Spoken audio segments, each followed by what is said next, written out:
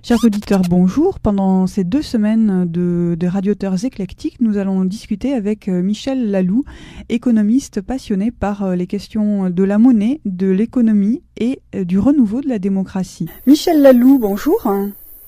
Oui, bonjour. Donc vous êtes économiste, vous allez faire paraître un livre au mois de mars qui va s'appeler Dépolluer l'économie aux éditions Démocratie évolutive. Donc c'est votre propre maison d'édition. D'abord pour vous, est-ce que vous pouvez nous dire pour vous qu'est-ce que c'est l'argent ? L'argent, c'est une unité de compte qui permet de pouvoir échanger les biens et les services. Et donc quelque chose qui permet de faciliter l'économie. Est-ce que vous diriez, comme Paul Grignon dans le documentaire L'argent dette, est-ce que vous diriez que que l'argent c'est un système de dette ou au contraire c'est un système de création ? Quand on dit des choses comme ça, on ne présente pas, je crois, la totalité de ce qu'est la monnaie. Ouais. C'est souvent, comme dans ce film-là, par exemple, on présente l'argent dette comme étant un problème, alors que pour moi, ça n'en est pas un. Et il faudrait faire vraiment la distinction entre la monnaie qu'on utilise pour la consommation et la monnaie qu'on utilise pour le financement des entreprises. En fait, il y a, à mon sens, 3 circulations monétaires. Et chacune doit être bien vue dans sa propre dynamique, dans ses propres lois. Alors ça, effectivement, c'est votre théorie, mais est-ce que c'est pour vous dans un monde idéal, enfin ou un monde meilleur, disons, qu'on peut construire, ou est-ce que déjà aujourd'hui, à l'heure actuelle, avec le système tel qu'il est-ce que déjà on pourrait avoir ces 2 monnaies différentes de consommation et de financement séparées ? On les a actuellement et vous voyez que il y a avec la crise et les problèmes qui sont apparus avec les banques, on s'est rendu compte qu'il fallait séparer le système de financement et le système utilisé pour les comptes de dépôt courants. Mais je crois qu'il faut aller plus loin dans l'analyse de la question et de se rendre compte quelles doivent être les bases pour un système de financement sain pour l'économie. Alors, ce serait quoi un système de financement sain ? Le gros problème que l'on a dans l'économie, et il est général, il n'est pas simplement lié à la monnaie, c'est la possibilité de l'accumulation de l'argent. L'argent est fait pour circuler, pour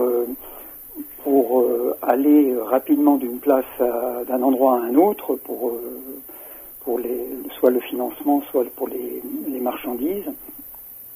Et quand il s'accumule, il tend à acquérir un pouvoir qui agit d'une façon déséquilibrante pour l'économie. En même temps, sur les places boursières, on voit que l'argent circule à une vitesse effrayante même. Au départ, à l'origine, c'est le problème, c'est les places boursières elles-mêmes, c'est la possibilité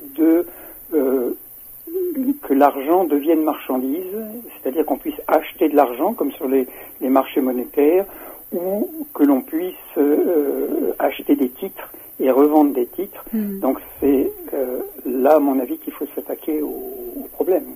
Donc vous dites il faudrait distinguer, séparer la monnaie de consommation et la monnaie de financement.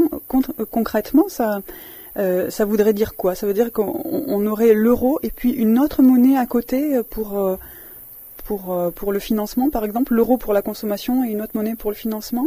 Comment vous voyez ? Non, en fait, l'unité monétaire pour les 3 monnaies dont je parle, en fait, c'est des circulations monétaires, c'est pas des monnaies différentes. C'est des circulations monétaires, c'est-à-dire que l'unité de compte, l'euro, par exemple, il n'y a pas de raison d'en faire d'autres. Je ne verrai pas l'utilité de compliquer comme ça, mais par contre, la façon dont se fait un financement pour, par exemple, une entreprise qui veut démarrer une activité ou pour un particulier qui a besoin, par exemple, de s'acheter une nouvelle voiture, eh bien, elle devrait se faire par un circuit séparé du circuit des comptes courants dans ce que j'appelle les banques de monnaie de consommation. Donc la consommation... Ce sont les établissements qui devraient, à mon sens, être séparés. Oui. Alors ça, c'est une promesse du président, enfin du candidat, c'était une promesse du candidat Hollande de séparer les banques d'investissement et les banques de dépôt. C'est ça que vous souhaitez ou ça va beaucoup plus loin? Non, ça, à mon avis, ça suffirait pas. C'est un point de départ, mais ça ne suffirait pas parce qu'on n'a pas changé la nature des banques et on n'a notamment pas changé la nature des banques de financement puisque le financement se ferait par de l'argent accumulé. C'est-à-dire de l'argent qui résulte d'un acte passé. Alors, pour moi, il faut inverser complètement la dynamique et tourner la monnaie de financement, puisqu'un financement c'est pour un acte futur, il faut la tourner vraiment, la baser sur le futur. Alors qu'est-ce que ça veut dire concrètement, la baser sur le futur? Si par exemple une entreprise veut démarrer une activité et puis elle a besoin de se financer, mettons qu'elle ait besoin par exemple de 100 000 euros, ce qui va faire la valeur de ces 100 000 euros et la capacité à rembourser pour l'entreprise, c'est l'activité qu'elle va développer à partir du moment où elle aura reçu ce prêt. C'est ça qui en fait la valeur. Ça n'est pas l'argent qui a été, par exemple, accumulé par un investisseur et qui vient apporter cet argent à l'entreprise. Cet argent ne garantit pas une valeur pour le futur. C'est ce que montre de plus en plus la crise, puisque les banques, on leur demande d'avoir des fonds propres 8%, c'est ça, pour faire face aux prêts qu'ils font, mais en réalité on s'aperçoit que c'est une illusion parce que si toutes les personnes font défaut, comme on a eu par exemple le risque avec la Grèce ou avec d'autres pays, eh bien on s'aperçoit que les fonds propres des banques ne suffisent pas du tout. Ne sont absolument pas une garantie. C'est ce qu'est en train de nous montrer la crise actuelle. Peut-être parce que les fonds propres sont trop faibles, justement. 8%, je crois, ou 10% de fonds propres, c'est presque rien. Est-ce que ça, pour vous, c'est un pourcentage à remettre en cause, ou là n'est pas le problème? Et pour moi, le pourcentage ne signifie rien. Vous pouvez le mettre à 50%. Ça changera rien. Si 100% des projets ne se réalisent pas et vont à la faillite, les fonds propres de la banque ne suffiront pas. Et ça, c'est une première chose. Et la deuxième chose, c'est que les fonds propres d'une banque ne restent pas dans un coffre. Ils sont transformés en titres, en valeur d'action ou en valeur immobilière, et donc ils viennent alimenter le circuit spéculatif. Oui. Donc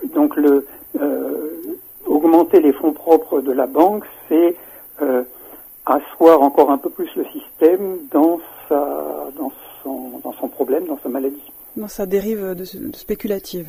Oui. Vous voyez, moi, mon objectif, c'est de voir comment on peut amener l'économie à se baser uniquement sur le réel. Et de se rendre compte qu'à partir du moment où on a ces modes de financement que je préconise, on n'a plus besoin de l'argent accumulé qui résulte du passé. Ça veut dire qu'on n'a plus besoin de l'économie spéculative. Et ça, c'est pour moi la base de la santé de l'économie, c'est au fond la spéculation et, on pourrait dire, la maladie de l'économie. D'accord, donc la richesse, la valeur de l'argent vient de la richesse créée et non pas de l'argent en lui-même. Mais pour ça veut dire qu'il faut avoir une grande confiance. Enfin, l'argent, c'est de la confiance, mais on a vu que quand la peur, quand les investisseurs ont peur, justement, il y a une rétention ou un immobilisme, et ça c'est de la défiance, et c'est pour ça que ça dégringole, en fait. C'est un peu ça. Oui, mais c'est de la défiance des spéculateurs. Des spéculateurs, oui. Et des investisseurs également. C'est pas la défiance d'un organisme d'investissement, ce que j'appelle les banques de financement, des instituts de financement, elle n'aurait de la défiance que projet par projet. Mmh. C'est-à-dire, un État viendrait en disant, par exemple l'État français viendrait vers ces organismes et dirait, voilà, on a un projet de créer telle et telle infrastructure, comment vous pouvez nous financer? Eh bien, l'Institut de financement regarderait le projet lui-même et la façon dont l'État entend faire face au remboursement. Vous avez plus à ce moment-là ces phénomènes de défiance globale qui viennent de la peur du moindre rendement des investissements. Oui, la peur du moindre rendement, c'est aussi que les investisseurs soient moins gourmands. En fait, c'est pas que de la peur, c'est aussi de l'avidité qui est à la source des problèmes du système. Oui, alors l'avidité c'est une valeur morale ouais. que vous mettez là en avant et on peut dire là on entre dans une dimension plus philosophique. Hein. Mm. Et pour moi ça c'est des questions individuelles et je ne juge pas les individus en eux-mêmes, si vous voulez. Ce qui m'intéresse c'est le fonctionnement du système économique et de prendre des mesures économiques qui empêchent les dérives que l'on a actuellement. Que telle personne soit avide ou pas avide ou qu'elle soit prise dans une mécanique parce que tout simplement il faut que vis-à-vis de ses actionnaires elle ait des taux de rendement suffisants. Ça pour moi c'est une affaire je dirais presque privée. Hein. D'accord. C'est-à-dire je m'occupe pas de cet aspect, je m'en occupe mais pas quand je parle d'économie, à ce moment-là on parle de philosophie si vous voulez. Vous êtes toujours sur Décibel FM dans l'émission Les Radioteurs Éclectiques et nous sommes avec Michel Laloux, économiste passionné par la démocratie et la monnaie. Alors vous dites aussi une autre chose intéressante, c'est que la séparation du circuit de la monnaie de consommation et du circuit de la monnaie de financement va alimenter un troisième circuit qui est la monnaie de don. Est-ce que vous pouvez nous expliquer ça? Oui. Alors, en fait, cette expression de monnaie de don est souvent utilisée et de plus en plus maintenant dans les nouvelles réflexions. Moi, je préfère l'appeler monnaie de contribution. Parce qu'en fait, elle existe déjà, cette monnaie de contribution. Elle existe dans ce qu'on appelle l'impôt. Hein. Mais l'impôt, c'est imposé, quoi. Avant, on appelait ça les contributions, si vous vous souvenez. Hein, maintenant, ça a passé de mode un peu cette expression, mais on parlait des contributions directes et des contributions indirectes. Ouais. C'était la notion qu'on contribuait. Oui. Hein. C'est plus juste. Et je préfère ça plutôt que le don, qui a une connotation un peu morale aussi. Voilà, un peu chrétienne. Voilà. Donc, monnaie de contribution. Alors, comment il serait alimenté ce circuit de monnaie de contribution? Il serait alimenté d'une part par tout ce qui existe déjà sous forme d'impôt, hein, qui peut être considérablement modifié, et ça on pourra en reparler si vous le voulez, et puis par tout ce qui provient des bénéfices des entreprises. Ça, il y a déjà une taxation sur les entreprises, même si elle est contestable. Oui, mais sous une forme non pas étatique, mais c'est une forme de la société civile. Il faut d'abord voir la question des bénéfices des entreprises, et il faudrait, d'un point de vue économique, encore une fois, hein, regarder qu'est-ce qui permet que ces bénéfices existent. C'est-à-dire que, en réalité, on s'aperçoit qu'il y a plusieurs facteurs, moi j'en dénombre 7, qui permettent que une entreprise puisse avoir son activité et donc faire du bénéfice. Et donc pour moi, les bénéfices reviennent aux 7 facteurs et non pas aux détenteurs du capital qui ont un droit indéfini sur les bénéfices de l'entreprise. Et ça, c'est, à mon avis, on pompe la richesse économique d'un pays, on la détourne de cette façon et on l'envoie dans les milieux Vous pouvez nous citer les 7 éléments créateurs de cette richesse dont vous parlez? Oui, disons, les routes sont nécessaires pour que l'entreprise puisse faire son activité. Le téléphone, Internet, etc. Bon, tout ça, c'est nécessaire pour qu'il y ait une activité. Si vous avez un réseau routier qui est en mauvais état, l'activité économique ne peut pas bien fonctionner. Donc, le financement des routes est une nécessité, et l'argent, alors aujourd'hui c'est l'argent imposé, mais c'est au fond de l'argent qui est pris sur les bénéfices de l'entreprise pour aller financer ces infrastructures. Le travail est aussi un élément indispensable pour que l'économie fonctionne, et donc là aussi il est normal qu'il soit financé sur les bénéfices de l'entreprise, de même l'éducation, la recherche, bien sûr, pour avoir du personnel qualifié, etc. quoi. Oui. Mais les entreprises peuvent vous répondre, oui, on paye déjà des impôts qui servent à construire des routes et à financer des écoles, et pour le travail, on donne des salaires. Oui, je me fais l'avocat du diable. Qu'est-ce que vous pourriez leur répondre? Eh bien, c'est votre rôle. Mais il n'y a qu'une partie du travail qui est réellement correctement financée, plus ou moins d'ailleurs, mais disons, on reconnaît surtout une partie du travail, et les entreprises consacrent effectivement une partie de leurs ressources à ça. Mais vous avez tout un autre pan de l'activité des individus, des associations, etc., qui n'a pas une place suffisamment reconnue dans la société, et c'est tout ce qu'on appelle l'économie non marchande. Donc, aujourd'hui, on dit on a 10% de chômeurs, par exemple, en France, et encore, on compte pas tous ceux qui sont sortis du cadre du chômage, on serait largement au-dessus de ce chiffre. Oui. On a beaucoup de gens qui sont pauvres, les chiffres sont tout simplement effarants et sous-estimés dans nos sociétés dites modernes et efficaces. On a des chiffres de pauvreté tout simplement intolérables, quoi. Et tout ça provient du fait qu'il n'y a pas suffisamment d'argent qui vient de l'économie marchande vers l'économie non marchande. Et là est la monnaie de contribution. Là est le rôle de cette monnaie de financer tous les projets, toutes les activités qui relèvent de l'économie non marchande. Donc un système équilibré entre la consommation, le financement et le social. Oui, le social étant considéré comme une des dimensions de l'économie.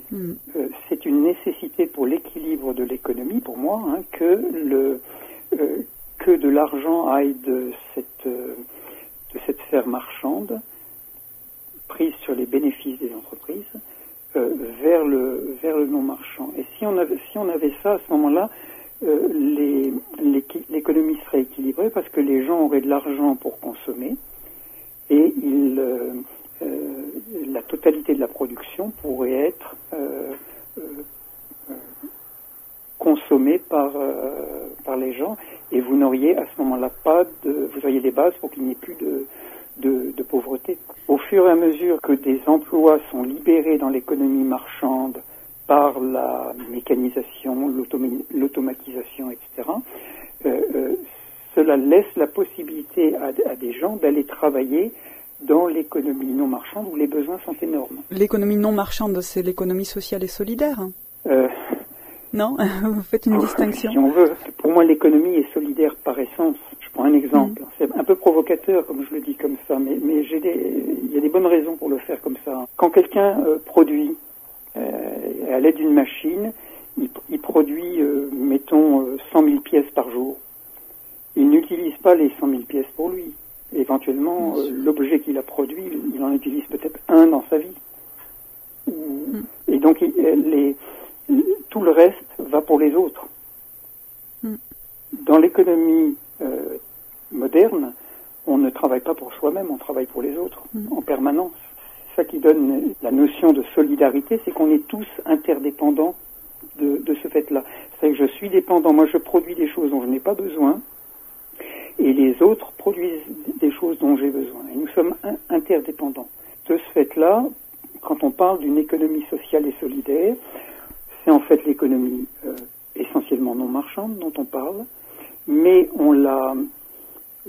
ça donne une possibilité d'une sorte d'abord de connotation morale là-dedans, en disant nous on fait du social et du solidaire, les autres n'en font pas, et ça, moi je peux pas entrer dans cette vision-là. Celui qui produit des chaussures ou celui qui produit des ordinateurs, il est aussi dans cette dimension solidaire. En même temps, ça permet au gouvernement de récupérer ça en créant un ministère de l'économie sociale et solidaire et en disant, vous voyez, nous on a fait ce qu'il faut pour ce domaine-là, donc maintenant ça va, vous avez reçu votre dû et c'est bon.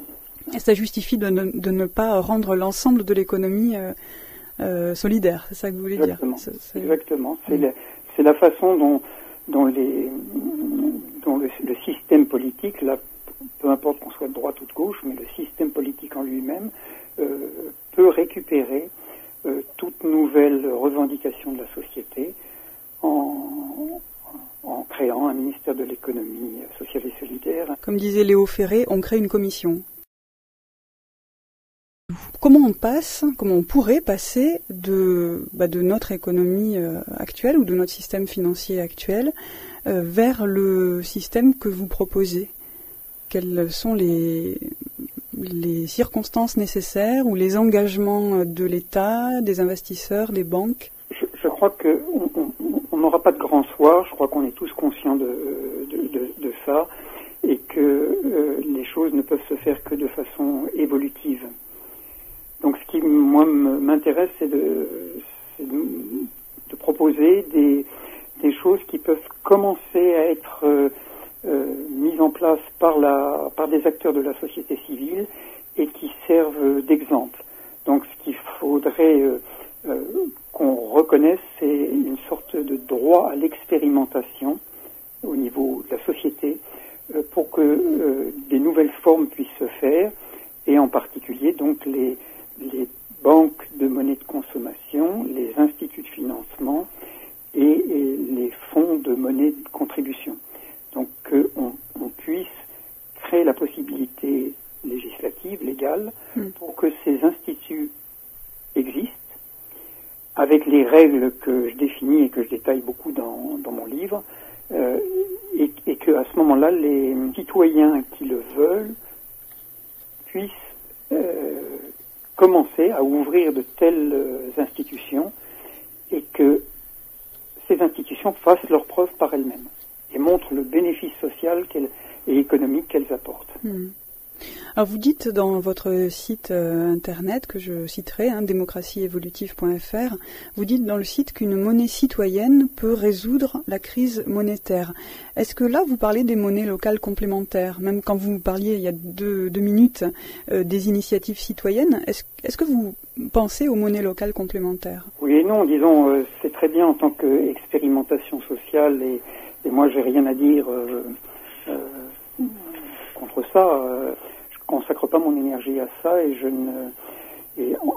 n'utilise pas de monnaie complémentaire pour moi-même parce que je trouve que une seule monnaie a de grands avantages. L'euro, par exemple, c'est très pratique, très utile d'avoir une seule monnaie. Vous allez en Italie, vous allez en Allemagne, vous n'avez pas besoin de changer. Les entreprises, quand elles doivent commercer entre elles, entre l'Allemagne et la France, par exemple, eh bien, elles ont une monnaie qui a toujours la même valeur, qui est stable.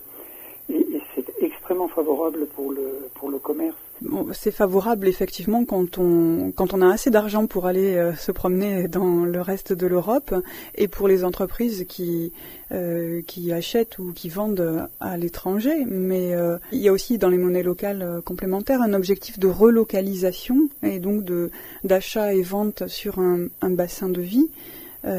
Voilà, l'utilité apparemment se limite à ça. Enfin, c'est déjà beaucoup relocalisé. Ça vous semble Ça vous semble pas essentiel? Si, c'est très bien de relocaliser ce qui peut être relocalisé. Pour moi, il faudrait aller aux causes. Pourquoi est-ce que, par exemple, dans les fruits et légumes, on a quelque chose qui est délocalisé, c'est-à-dire qu'on a des choses qui viennent de loin, par exemple des salades qui peuvent être produites sur place et qui ont fait 500 km pour venir dans le magasin. Il faudrait voir où sont les causes. Je pense pas que la monnaie soit la cause. Oui. La cause, elle est ailleurs. Et puis vous citiez aussi l'autre aspect, c'est pour les gens qui ont de l'argent pour pouvoir aller voyager. Oui, mais pourquoi les gens n'ont-ils pas cet argent-là? C'est pas une question de monnaie, c'est une question de rémunération. Et moi, je fais vraiment la différence. Vous avez pu voir ça sur mon site, ce que j'appelle la croix de l'économie, les 4 facteurs qu'il faut sortir de l'économie, c'est-à-dire la monnaie, le capital, le travail et le foncier immobilier. Ces choses-là deviennent des marchandises. Le travail est devenu une marchandise. Oui. Et c'est là-dessus qu'il faut vraiment, à mon avis, porter ces efforts, parce que là, il y a des vrais problèmes. Est-ce que vous pouvez me donner votre définition de l'économie et de ce que ça veut dire pour vous sortir quelque chose de l'économie? L'économie, on peut dire que c'est transformer quelque chose qui vient de la nature, par exemple, et que l'on transforme, auquel on ajoute une valeur par l'activité et la créativité que l'on y met. C'est la valeur ajoutée. C'est ce qu'on appelle la valeur ajoutée, oui, tout à fait. Et cette valeur ajoutée, elle est la vraie valeur de l'économie. Quand vous faites payer quelque chose pour lequel il n'y a pas de valeur ajoutée, vous faussez en fait l'économie. Vous commencez à la déséquilibrer. Il y a la création de valeur, il faut aussi mettre aussi l'échange, c'est-à-dire le fait que cette valeur soit échangée. Par exemple, si je vais cueillir des myrtilles dans mon bois et que je les vends au marché, je fausse l'économie parce que je n'ai rien produit, je n'ai pas créé de valeur ajoutée à mes myrtilles. Ah si, vous avez ajouté une valeur. La cueillette. Le fait de la cueillir, si vous la cueillez et que vous allez au bord de la route, vous ajoutez une première valeur. Vous pouvez les vendre au bord de la route. Si vous les transportez, vous ajoutez une deuxième valeur. Si vous les emballez dans une barquette ou quelque chose, vous mettez une troisième valeur. Oui. Comme quoi la valeur n'est pas forcément écologique d'ailleurs, parce que du coup on ajoute du plastique, voilà. Alors, oui, alors bien sûr, et ça c'est le gros problème on n'a pas suffisamment de raisonnement économique sur l'écologie, à mon sens. Enfin, il y en a, j'exagère, il y a beaucoup de gens qui ont amené ces notions-là, c'est-à-dire de réintroduire dans le prix des marchandises des organisations que l'on apporte à l'environnement. Mais je poursuis mon questionnement. Dans ce cas, pourquoi faudrait-il sortir le travail de l'économie, puisque le travail, c'est de la valeur ajoutée? Le travail va produire la valeur ajoutée. Mais ça ne signifie pas que vous devez vendre votre force de travail. C'est très différent si vous vendez un produit ou si vous vendez votre force de travail. Humainement, c'est extrêmement différent. Et du point de vue économique, c'est aussi c'est pas du tout la même chose. Parce que dans ce cas-là, c'est la valeur du produit lui-même que l'on regarde et non pas, on n'exerce pas une pression spéculative sur votre travail que l'on achète. Et qui peut donner lieu à une exploitation des travailleurs, c'est ça l'idée. Exactement, c'est ce à quoi on assiste. Ah oui, tout à fait. Ouais. Ouais. Et c'est pour ça que c'est si important aujourd'hui dans notre société qui est quand même en plein chaos.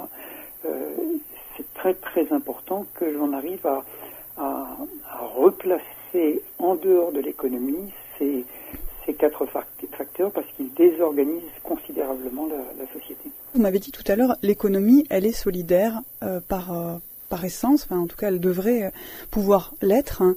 Et alors pourquoi est-ce qu'il faudrait sortir dans une économie idéale, solidaire, pourquoi est-ce qu'il faudrait sortir le travail, la monnaie, alors que ça en fait partie, ça fait partie de l'économie, c'est des outils d'économie. Et oui, non, justement. Alors dites-nous, expliquez-nous ça.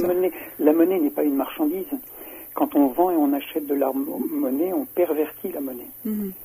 La monnaie est une unité de compte, c'est comme ça qu'elle est née, et qui offre des grands services. La monnaie n'est pas un problème en soi, ça offre d'énormes services. Par exemple, de pouvoir, c'est pratique, ça permet de différer l'acte d'achat et l'acte de vente, etc. Enfin, il y a plusieurs attributs à la monnaie. Elle est au fond quoi ? Elle est un droit. Elle est le droit à pouvoir consommer à l'endroit où j'en ai besoin, au moment où j'en ai besoin, etc. De lui redonner sa dimension de droit, c'est une chose très nécessaire et c'est ce que je fais avec les monnaies de consommation. Je me demandais aussi pourquoi, dans ces 4 points à retirer de l'économie, vous ne mettiez pas l'agriculture, puisque manger aussi est un droit vital, au même titre que l'immobilier. Vous ne parlez pas de l'agriculture, vous parlez de l'achat de nourriture par un consommateur et de sa consommation.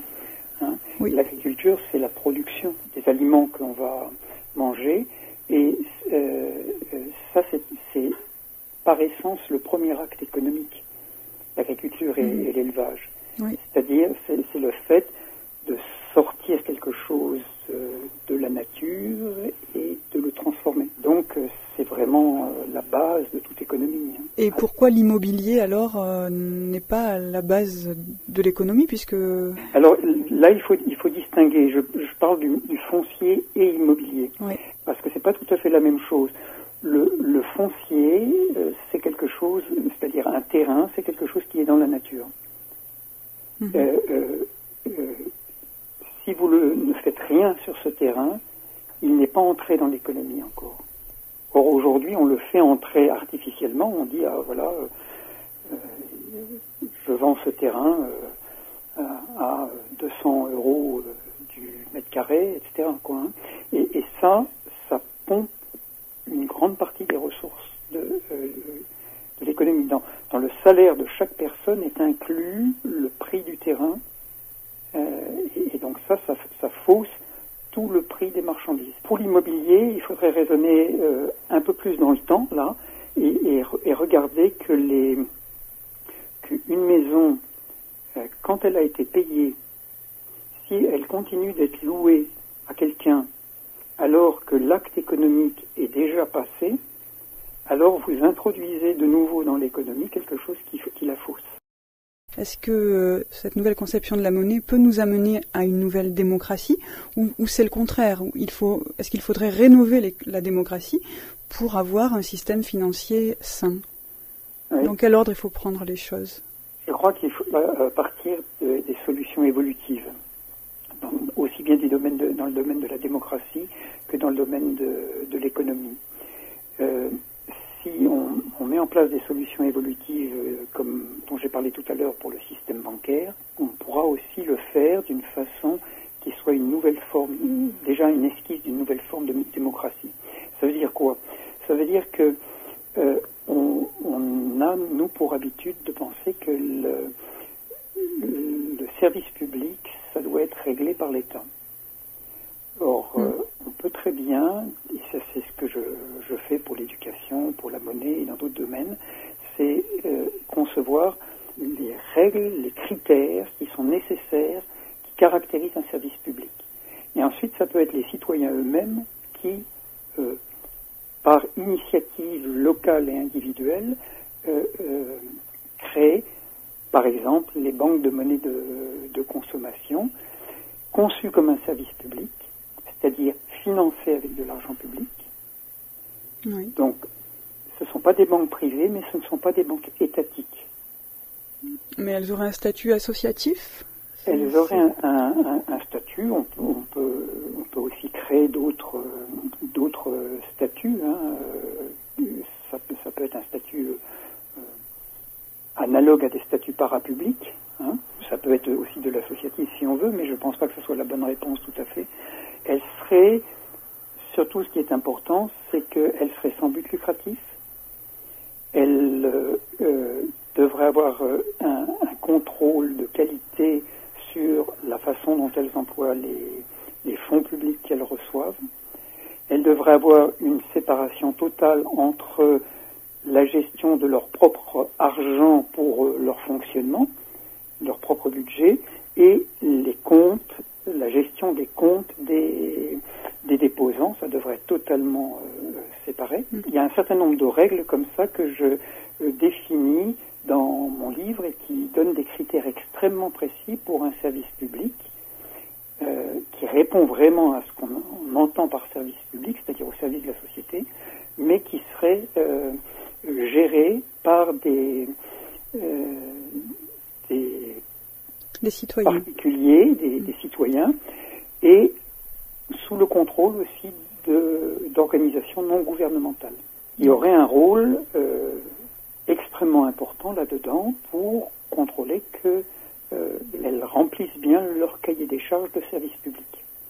Et vous n'avez pas besoin à ce moment-là d'un système politique avec des gouvernants auxquels le plus grand monde ne croit, hein. Vous pouvez le faire localement avec des associations qui auront acquis les compétences dans le domaine de la monnaie et du service public. Alors même si ça ne dépend pas de l'État, il faudra quand même que l'État légifère et autorise la création de ce type de structure. Voilà, et ça alors ça nous amène à ce que j'appelle le minimum vital de la démocratie, que nous n'avons pas en France, que la Suisse a. Elle est le seul pays, à ma connaissance, qui ait ça totalement, c'est-à-dire la possibilité d'intervenir dans le domaine des lois de deux façons. D'un côté, par ce qu'on appelle le référendum populaire, c'est-à-dire qu'une loi a été votée par le Parlement, le peuple peut s'en saisir et demander une votation sur la loi. Prenez par exemple l'exemple des retraites, une loi qui a été votée alors qu'il y avait une forte opposition dans la population.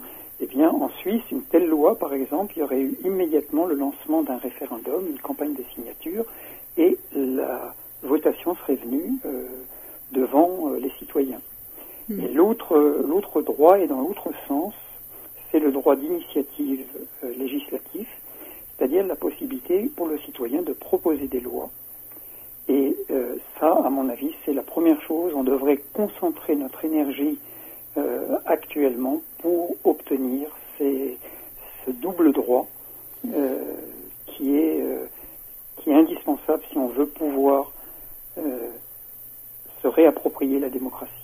Que des citoyens puissent proposer des lois, ça me fait penser à une demande qui circule, que j'ai vue sur Internet, une demande de rénover la démocratie en ayant des élus, notamment des députés, par tirage au sort.